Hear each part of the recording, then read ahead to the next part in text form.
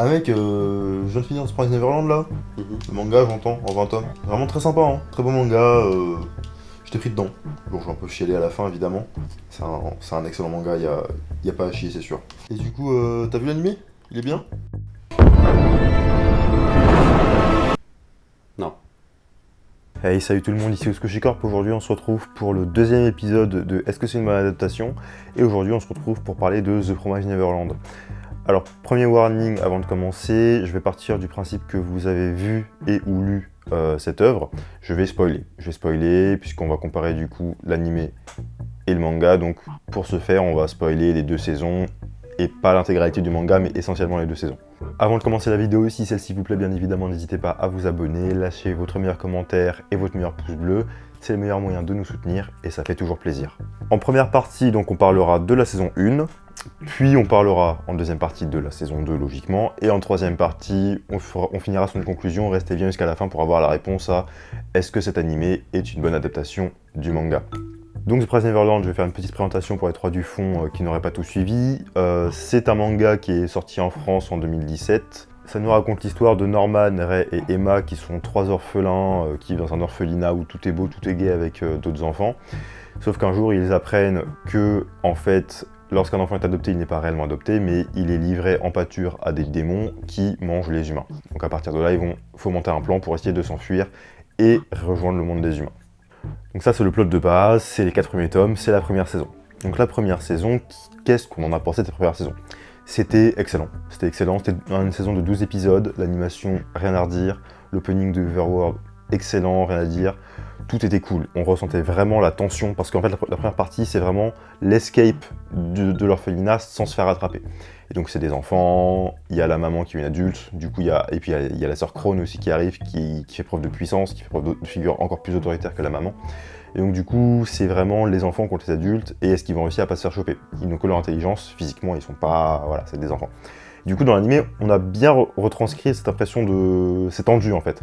Dans les plans, dans les lumières, dans les couleurs, dans la musique, dans le rythme, tout est très bien rythmé, il y a des vraies scènes de tension.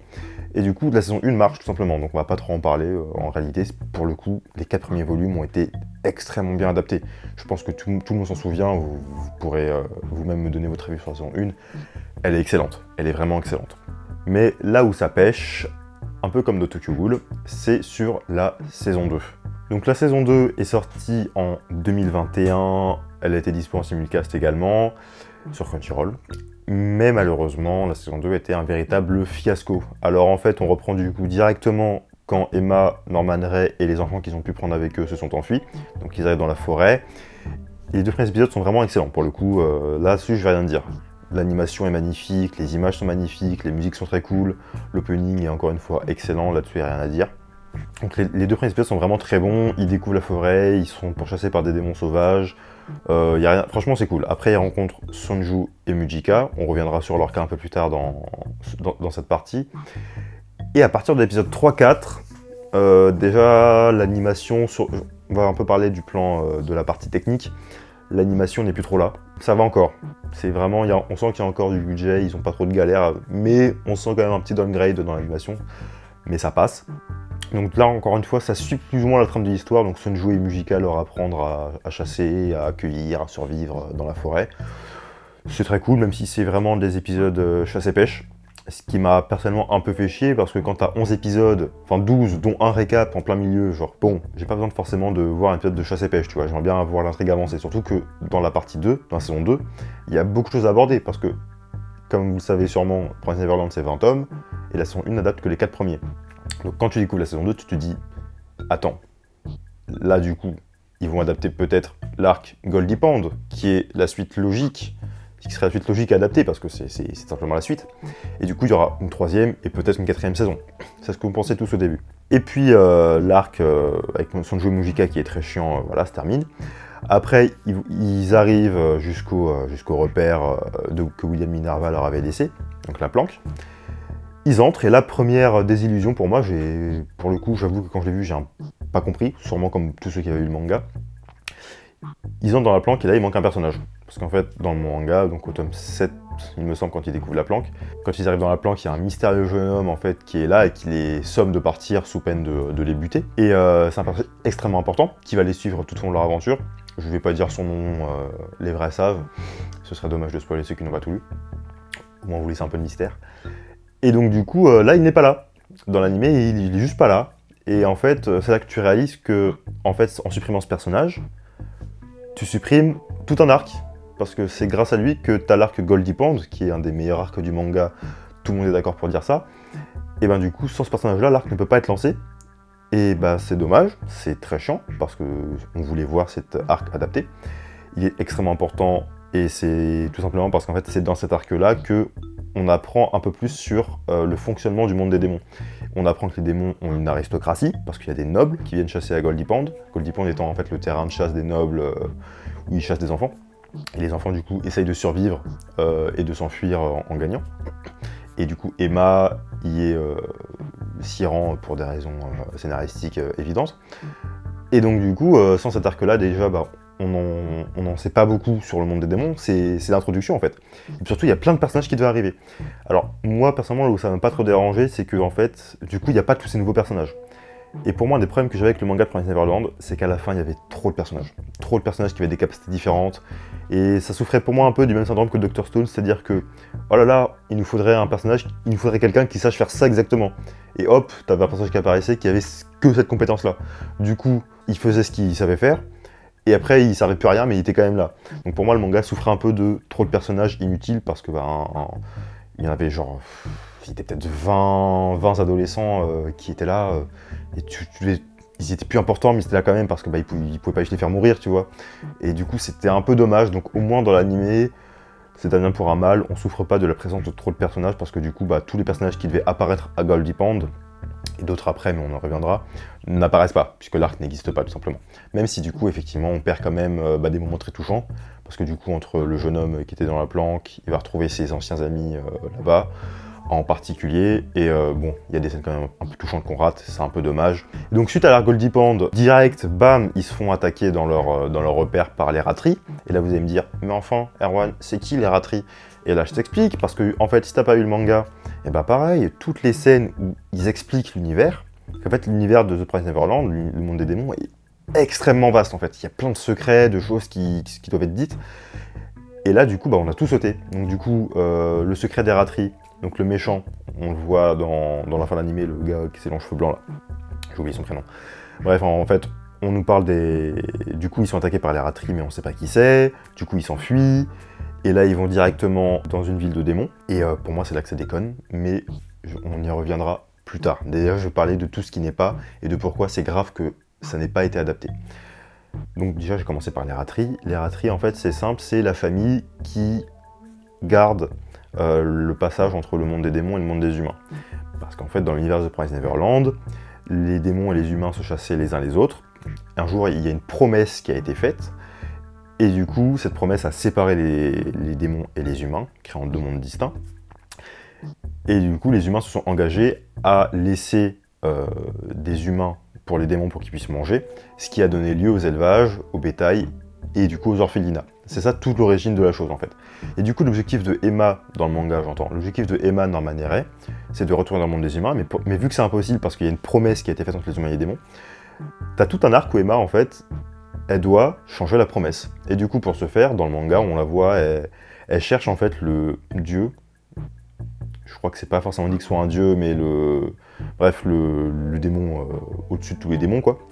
Et donc du coup elle le cherche, elle le trouve, et on le voit dans l'animé, on y reviendra aussi là-dessus, et du coup dans le manga elle le trouve, et elle arrive à modifier la promesse. Mais ça c'est un vrai arc narratif en fait, où on en apprend beaucoup, et surtout que sans la modification de la promesse, les enfants ne peuvent pas retourner dans le monde des humains. Ceux qui dans l'animé, on en a rien à foutre, ils le font quand même.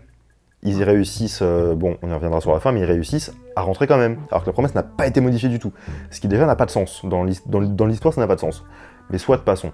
Ensuite, on a aussi du coup les rateries, donc tout le flashback de comment William Minerva, entre autres, dont on parle depuis le début, William Minerva et son frère sont entrés en conflit, comment le frère est devenu méchant parce qu'en fait il voulait rester du côté des démons pour son profit, mais pas William Minerva, c'était un gentil, bref, patati patata. Mais du coup, même si c'est pas hyper important à la compréhension de l'histoire, on perd quand même beaucoup de lore en fait. Le problème de cet animé, c'est qu'on perd beaucoup de lore. C'est juste l'histoire principale et c'est tout.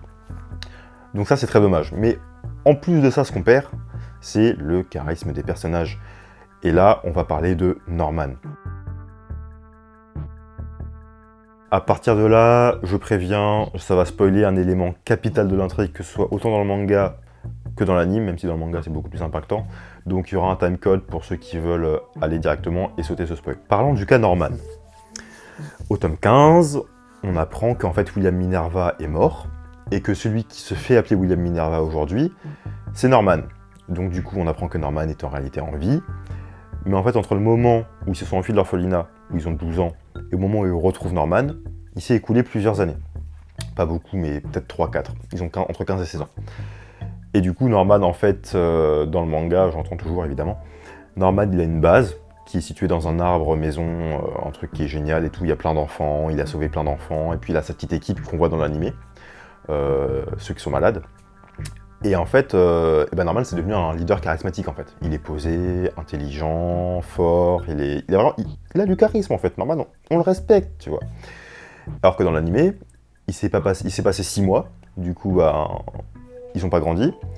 Du coup, Norman, déjà, ils ont sauté toute la partie avec l'arbre et tout, il s'est passé pour William Minerva, ça n'existe pas. Norman, juste, il est Norman, voilà. Il n'y a pas de mystère sur est-ce que c'est lui, est-ce que c'est William Minerva. Bah les couilles, c'est Norman. Du coup, il retrouve Norman dans la ville des démons. Et il a toujours sa petite équipe de mercenaires, j'ai envie de dire, les mecs avec qui il s'est enfui. Mais il n'a pas sa planque dans l'arbre maison avec tous les réfugiés et tout. Donc du coup, encore une fois, un des avantages, malheureusement j'ai envie de dire, c'est que ça nous évite d'avoir des personnages superflus qui, à mon sens, n'ont pas grand intérêt.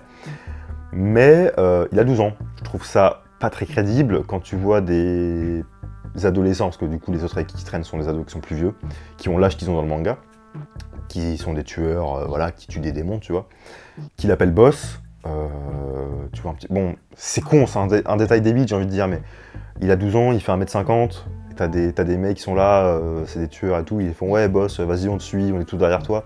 Il a aucun charisme en fait Norman, c'est juste un gamin de 12 ans. Donc ça j'ai trouvé, pour moi c'est un gros manque de l'adaptation, parce que Norman, j'adore Norman, hein. Je suis plus Team Ray, mais j'aime beaucoup Norman aussi. Donc du coup, c'était décevant. Et puis du coup, aussi, on n'a pas le twist de oui, oh là là, William Minerva, en fait, c'est Norman depuis plus de 2-3 ans, on cherchait, en fait, c'est lui qui nous envoyait des messages et tout. Waouh! Quand Norman est revenu dans le manga, moi, c'était un peu cousu de fil blanc. On savait tout ce qui était pas mort. Mais quand même, j'ai versé ma petite larmichette, la retrouvaille était belle, tu vois. Et pareil, quand Norman explique son plan de tuer tous les démons, dans le manga, tu sens que Norman, il a vrillé, tu vois. C'est plus le gentil petit garçon du début, c'est un mec qui veut tuer tous les démons. Alors là, il y a un peu de ça, mais pareil, il n'y a pas d'intensité, c'est tout mou. L'animation n'existe quasiment plus à ce moment-là de l'animé. Les musiques, j'en ai retenu aucune. La lumière, rien. Il n'y a rien qui marche. Tout ce qui était bon dans saison 1, ils l'ont pas refait là. Et du coup, c'est très décevant. Et après ça, dans l'animé, Norman expose son plan à Ray et Emma qui veulent l'en empêcher comme dans le manga. Parce que Emma veut sauver tout le monde, pas juste les humains. Parce qu'elle réalise qu'il y a des démons qui sont aussi bons que les humains, bon, voilà. Et là, Norman leur dit, ok, mais dans ce cas-là, je veux que vous me retrouviez les 100 maudits. Les 100 maudits qui est Mujika, en fait. Et donc, on va aussi revenir à un gros problème de cette adaptation, c'est qu'on ne nous explique pas qu'est-ce que c'est que le sang maudit. On comprend ce que c'est, mais c'est pas expliqué. On comprend ce que c'est parce que, bon, on n'est pas con, mais c'est pas expliqué clairement qu'est-ce qui s'est passé, en fait.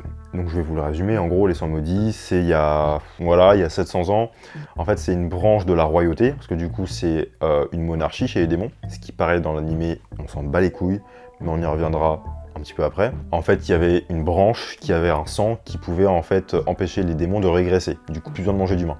Sauf qu'en fait, la monarchie, pour empêcher que le peuple se soulève et que, pour garder la main sur le peuple, parce que du coup c'est la monarchie qui distribue le bétail, et donc du coup, si t'as la bouffe, t'as le pouvoir. Donc pour garder la main sur le peuple, la monarchie a exterminé la branche des Sangs Maudits. Ils les ont appelés d'ailleurs les Sangs Maudits. Et donc la seule survivante, c'est Mujika. Donc en fait, Mujika a le pouvoir de sauver tous les démons. C'est vraiment le Deus Ex Machina du manga. Et Sonju, c'est son garde du corps, mais j'en dis pas plus, lisez le manga, c'est extrêmement intéressant. Sauf que là, c'est pas expliqué en fait tout ça. Enfin, c'est vaguement, il y a une phrase qui dit que voilà. mais dans le manga, il y a vraiment des flashbacks qu'on comprend en fait. Et donc du coup, Norman, je reviens à l'animé, Norman leur dit allez chercher son maudit, tout ça, voilà. Il diffuse quand même son poison sur la ville et tout. Et là, ça donne lieu à une scène qui pour moi dans le manga était magnifique, mais là dans l'animé c'était pathétique. Je vais parler de la scène de l'animé pour commencer. C'est quand Norman est sur le point d'assassiner le vieux démon avec sa petite fille. C'est dans l'animé, on voit Norman qui se remet en question, il se dit est-ce que je vais trop loin, peut-être que j'ai fait de la merde, et après t'as Emma qui arrive et qui lui fait oui tu sais Norman, t'es pas obligé de tout porter sur tes épaules, on est là pour te soutenir. Et là Norman fond en larmes, et en fait il redevient le Norman qu'il était, il fait je suis désolé, je suis allé trop loin, j'étais obligé, bref, il était vraiment beaucoup trop de pression sur ses épaules, il a pété un câble. Et ça c'est la scène dans l'animé. Maintenant dans le manga, il y a pareil encore une fois tout un passage qui a été retiré, c'est le combat contre la reine, parce qu'en fait c'est pas juste Norman qui diffuse son poison, en fait ils vont directement s'attaquer à la royauté. Du coup il y a plein de combats très stylés, son joug c'est le GOAT, vraiment c'est le GOAT des combattants, Ray pareil. Et du coup il s'attaque à la royauté, et le combat final c'est contre la reine, vraiment la reine quoi. Le combat est extrêmement bien, et là Norman, il y a Zazie aussi qui est plus important dans le manga, mais je vais pas trop en parler. Norman, donc pareil, à un moment il va trop loin, et en fait t'as, comme dans l'animé, le passage où t'as Norman et Ray qui en gros lui disent Norman, tu t'es pas obligé de faire tout ça, on est là pour t'aider, t'es pas obligé d'être ce que tu es en train de devenir, t'es pas obligé de devenir un génocidaire en fait. Et dans le manga la scène elle marche beaucoup mieux parce que t'as toute la tension du combat contre la reine. Bah encore une fois les personnages sont plus charismatiques, c'est pas des gamins de 12 ans, je suis désolé mais ça joue énormément pour moi. Et du coup la scène est belle, tu vois, alors que dans l'animé c'est juste... J'ai vu l'intention, mais la réalisation était ratée. Parce que il n'y avait pas autant d'impact que dans le manga, parce que dans le manga c'est vraiment le climax du truc, tu vois. Là c'est juste, bah ok, il y a quelques démons, la ville brûle un peu, c'est pas très bien réalisé, du coup il n'y a pas trop d'impact. Émotionnellement je m'en battais les couilles, tu vois, j'ai même dormi. Dans la saison 2, je vais vous dire, je me suis endormi. C'est vous dire. Alors que dans le manga vraiment, j'ai pleuré avec Norman, tu vois, c'était une très belle scène vraiment. Et après du coup l'animé se termine... Ouais, la fin de l'animé, ouais, on va en parler de la fin de l'animé. Donc après, il décide d'aller sauver les enfants à Gracefield, et il se trouve qu'en fait Gracefield, c'est également là où se trouve la porte pour se rendre dans le monde des humains dans lequel ils ne peuvent pas se rendre puisque la promesse n'a pas été refaite, mais bref, ça j'en ai déjà parlé. Du coup, ils se rendent à Gracefield, là il y a toutes les mamans qui leur tendent un guet-apens, il y a Peter Rattray, le méchant de l'histoire, qui leur fait « je suis méchant ». Et en fait, non. Leur maman, qui est devenue grand-maman depuis, Isabella, elle se révolte et en fait elle fait ouais bah en fait moi je suis avec les enfants parce que toi t'es un gros méchant. Bon ça pour le coup c'est plus ou moins comme dans le manga, la scène est très belle. Parce que maman, bah on savait que Isabella, maman aimait ses enfants malgré tout, tu vois. Elle les a un peu laissés s'échapper au début, on avait compris, mais la scène était quand même très cool. Et du coup Peter Rattray se fait battre, mais Emma ne le tue pas, du coup il se suicide. Pareil, aucun impact, je m'en battais les couilles, je voulais juste que ça se finisse en fait. J'étais juste là, s'il vous plaît finissez cette purge. Et après ça, je me suis un peu énervé. Je vais pas vous mentir, je me suis un peu énervé. Du coup, il s'ouvre la porte pour retourner dans le monde des humains. Tout le monde part, sans problème. Et là, Emma, elle fait ouais, moi je vais rester pour essayer de sauver le plus d'enfants possible, pour régler la situation. Du coup, t'as Emma qui reste avec Ray, il me semble, voilà. Et là, j'ai eu mal. Là, j'ai eu très mal, parce que déjà, on perd tout le sacrifice de Emma. C'est-à-dire que là, oui, d'accord, il y a eu un sacrifice, elle est restée. Elle pourra pas être heureuse avec eux, ok, pourquoi pas. Mais en fait, je vais encore parler du manga, du coup, c'est tout le principe de l'émission. Quand Emma refait la promesse, en fait, le dieu dont le nom est imprononçable, hein, c'est écrit dans l'alphabet des démons, du coup, il est pas prononçable, il lui fait ok, mais il y aura une contrainte. Et nous, on savait pas c'était quoi la contrainte. Et en fait, la contrainte, c'est que Emma repart avec les autres dans le monde des humains, mais en fait, sa mémoire est complètement effacée. Du coup, tout ce qu'elle a vécu, enfin, elle connaît plus personne en fait. Elle reset à 0 dans le monde des humains. Et du coup, en fait, le tome 20, la fin du tome 20, très peu de gens ont apprécié, moi je trouve ça très intelligent. C'est en fait, du coup, tous les enfants qui cherchent Emma, qui vit un peu sa vie, je vous raconte pas tout, mais voilà. Et du coup, la fin est très belle parce qu'à la fin, Emma les retrouve, et puis bah, du coup, elle doit réapprendre à savoir qui c'est et tout. Bon, bah, la fin était très belle dans le manga, je trouve. Mais là, c'est non, Emma reste, avec Sonju et Mujika pour régler un peu la situation. Et la toute fin de l'animé, c'est un putain de diaporama. C'est-à-dire que vraiment, tu sentais que le budget, il était épuisé. Les mecs, ils étaient sur les rotules. Ils se sont dit, les gars, on finit avec un panorama. Et dans ce panorama, en fait, on voit toute l'histoire du manga. Il y a littéralement des planches du manga. C'est pas une blague. Pourquoi vous avez fait ça comme ça? Du coup, on voit Emma qui va refaire la promesse.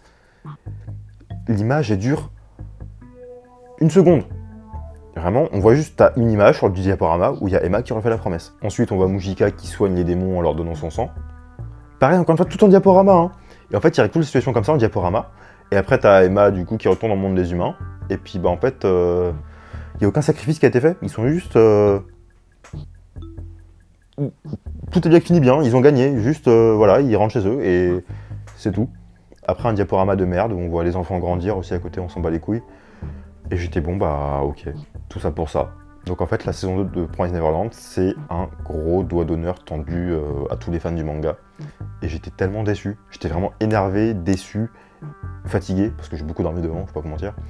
Non, du coup, je suis en pleine forme. C'est pas bien. C'est juste pas bien. Mais du coup, avant de conclure et répondre à la question « Est-ce que c'est une bonne adaptation ?», on va essayer de comprendre pourquoi la saison 2, notamment, a été aussi ratée. Alors, j'ai fait quelques recherches, et il y a 2 théories qui se sont soulevées.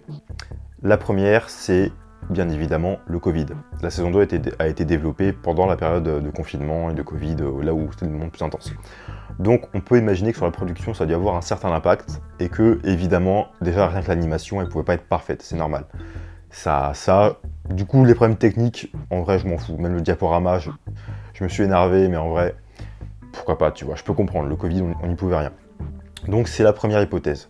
La deuxième hypothèse, qui pour moi me semble déjà plus intéressante sur le fait qu'ils ont retiré des arcs narratifs, c'est une hypothèse, encore une fois, rien n'est vérifié, c'est qu'en fait, au moment où la saison 2 sortait, le manga, lui, s'était déjà achevé au Japon. Et donc du coup, pour des préoccupations purement mercantiles, si tu penses qu'un producteur, c'est pas complètement faux, à quoi bon adapter un manga qui est déjà terminé? Puisque généralement au Japon, quand tu fais un animé, c'est pour promouvoir le manga. Mais si le manga est déjà terminé, ça sert pas à grand chose d'en faire un animé en fait, à part perdre de l'argent en faisant un animé. Et donc du coup, ils auraient décidé de rusher la fin, de rusher tout ce qui restait quoi, en retirant les arcs qui ne sont pas nécessaires à la compréhension de l'intrigue principale, parce que Goldie Pond, même si c'est un arc excellent, effectivement, dans les faits, si on le retire, enfin, l'histoire est quand même compréhensible. Si tu vois que l'animé, tu comprends où ça va en venir, tu vois. Et plein d'autres éléments, sauf la promesse pour le coup, mais encore une fois, si tu changes les règles, oui, tu peux tout retirer après, c'est magique, effectivement.